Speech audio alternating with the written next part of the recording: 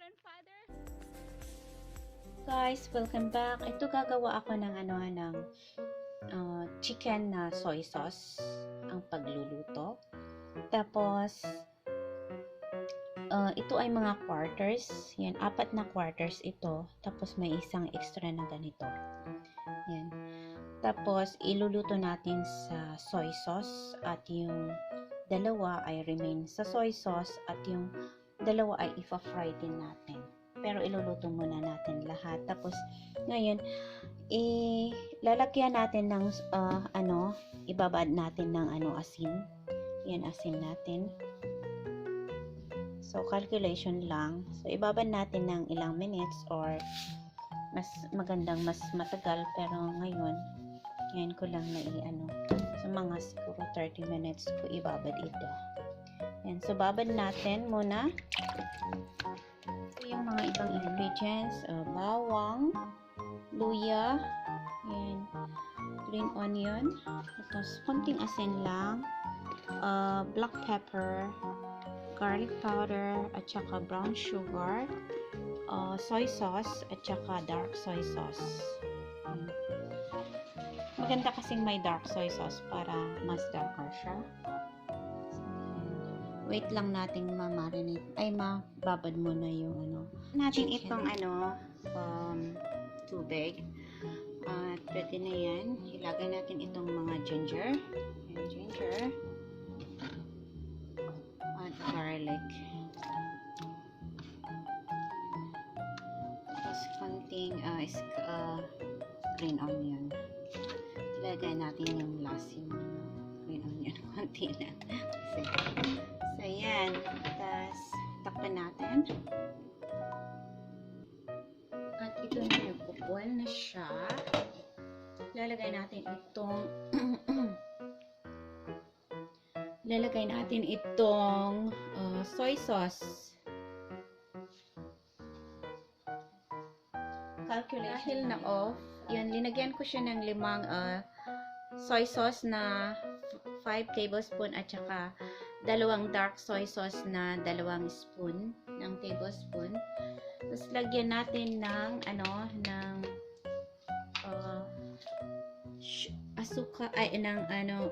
salt na half teaspoon lang. Yung kunti lang. Kasi may soy sauce naman. So nilagyan ko siya ng soy sauce kasi na-off itong phone ko. So yan. Tapos lagyan natin din ng sugar. So, lagyan natin ng sugar. Ito yung sugar. Lagyan natin ng 1, 2.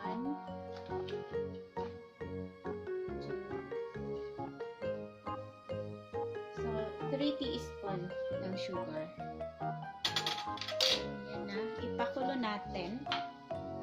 So, yan. Kumukulo na itong soy sauce. Ilagay na natin itong mga leg quarters.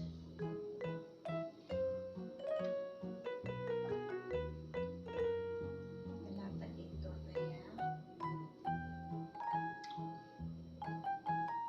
So, tulungan na lang natin na malagyan yung mga ito.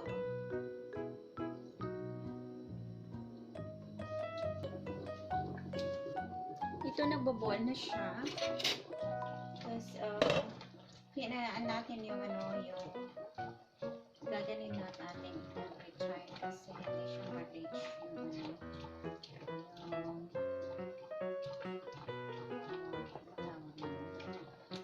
yung mga iba, niya yung tubig na sinahan lang natin ng apoy at tapos kaburan. Ilagay natin lang dito ng mga 30 minutes. Tapos every time igaganito natin para ma-cover yung iba or baliktarin. And medyo pinataas ko na konti na ng para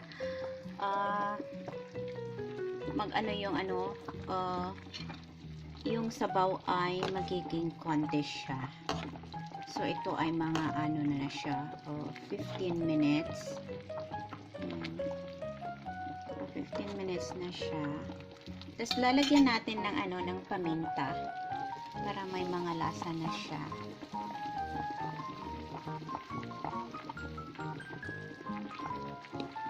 Tapos itong garlic powder. Gusto ko kasi marami siya garlic.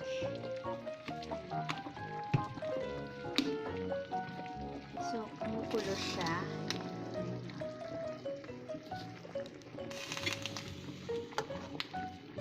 Lang pinakita, binaliktad ko yung yung nasa ibabaw, linagay, ay sa taas, linagay ko sa ibabaw. Para magpalit sila, para maluto.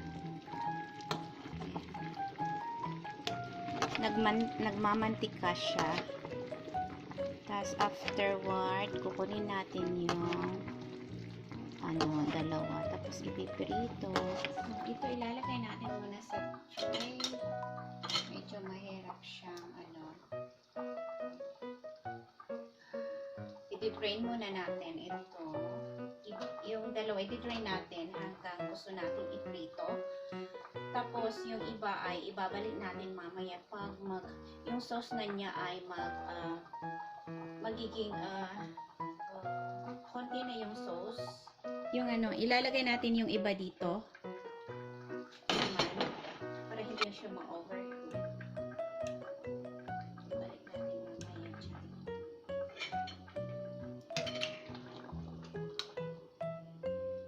So, yan. Linagay ko muna dito yung iba para wait nating magiging thick yung sabaw siya. Yan. Wait natin siyang maging less. Tapos ito naman i-drain natin. At kung gusto natin, kung kailan natin iluluto, yun na lang. Para magiging siya, lalamig siya, tapos ipiprito natin mamaya. For dinner na lang. Ito pang lunch. Nagugutom na ako.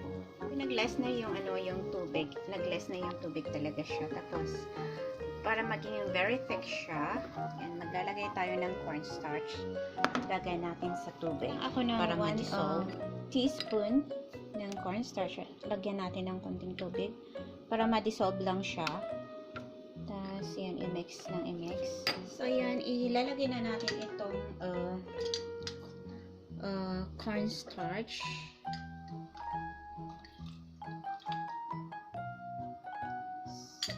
Mabilis siyang very thick na siya. Huwag na natin tanggalin yung mga luyo at saka yan. Tapos ilagay natin itong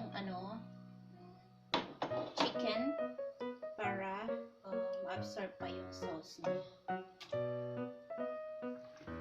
Ayan. Very thick na siya.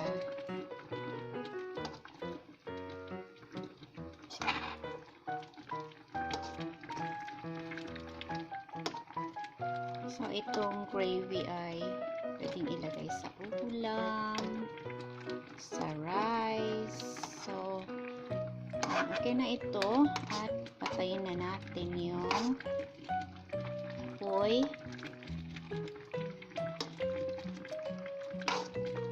Yummy, yummy, yummy. Ayan na siya. Ay, nakalimutan ko pala itong green onion. So, ilagay na natin sa top niya.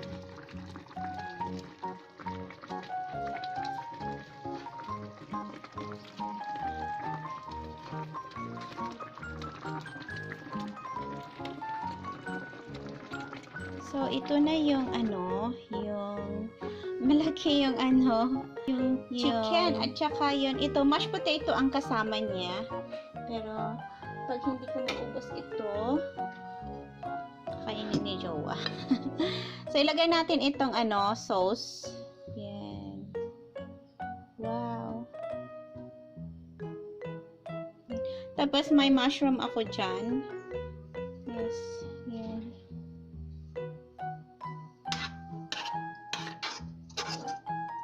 Yan siya. So, ito, yan. At may, sauce din tayo dyan. Kung gusto pa natin. At yan.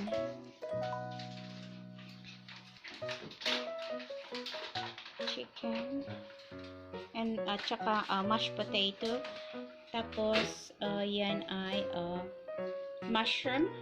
Yeah.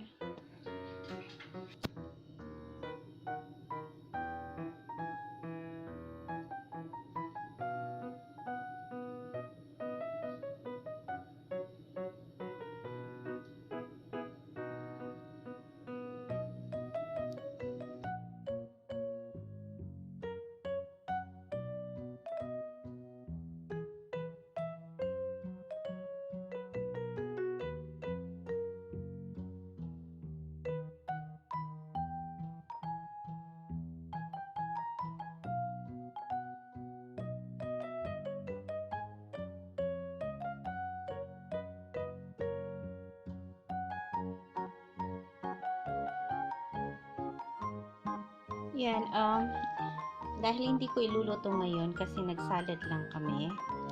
Kasi busog pa kami. So, yan, ilalagay ko ito muna sa ref at lulutuin ko na lang bukas pag ulamin. So, pwede siyang ilagay sa ref at saka ipiprito na lang bukas for few minutes. Ipiprito lang naman ng few minutes kasi luto na siya. So, pag crispyhin lang siya ng konti. Guys, so, ngayon ay magpiprito ako ng itong ginawa ko kahapon. Hindi ko kasi nagawa kahapon ng dinner na kasi nagsalad lang ako. Yan. So, ito na ipiprito ko na siya. Isa lang yung kakainin ko lang. Mamaya na gigising ang asawa ko. Ipiprito ko yung sa kanya. Tapos ito ay, nagpiprito ako ng used oil. Ito yung used oil na oil ang gagamitin ko. Kasi mas masarap pag used oil ang gagamitin. Mas malinamnam.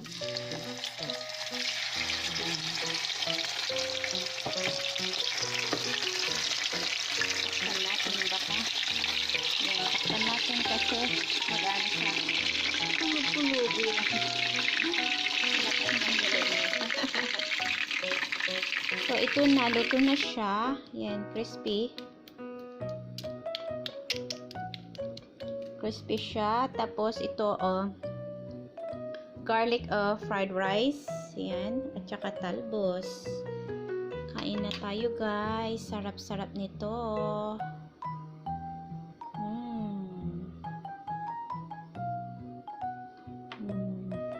Sarap nito, yan.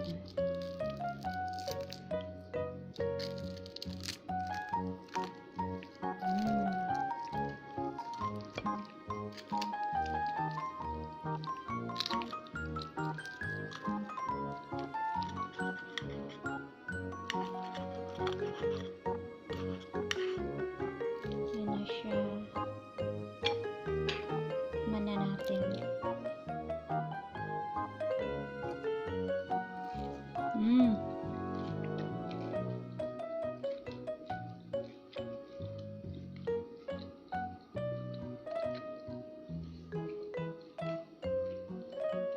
Sarap at crispy siya.